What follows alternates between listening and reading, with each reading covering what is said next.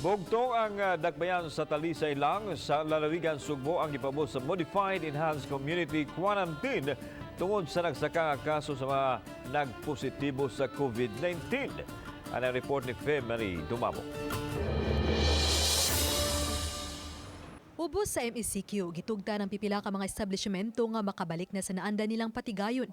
Aduna na yung mga bus pasiruan nga makaagi sa highway tiya sa dakbayan sa Talisay padung og gawa sa lalawigan sa Sugbo. Apan gipatin-aw ni Mayor Samsam Gulyas nga dinan gihapon ang mga PJ nga makapamasahero sa dakbayan. Padayong gibahin-bahin ng mga adlaw aron makapangumpra sa merkado publiko gamit gihapon ang quarantine pass. Midugang si Gulyas, nga ipabilin gihapon ang stay at home sa panghinaot nga kapugngan ang padayong pagsaka sa mga nagpositibo sa COVID-19. Sukad kagahapong adlaw miabot na sa 16 ka mga nagpositibo sa virus. Apan namatay na ang katapusang duha ka mga pasyente nitong Mayo 13. Public transportation is still not available, so padayon atong libre sakay. But gamay ra gyud ang ni change because we want people to stay at home. Ang ika-15 nga pasyente sa dakbayan sa Talisay nagidad og 62, taga Barangay Tabunok, samtang ika-16, 94 anyos nga lalaki taga Kansuhong.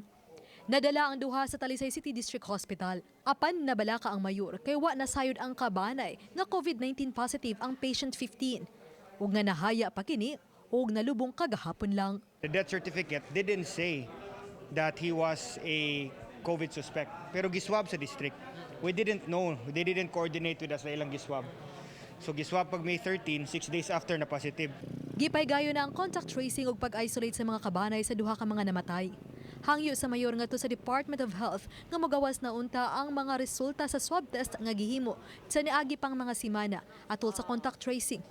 Alang na silang himuon pang mga dugang lakang ilabi na sa mga bagong kaso.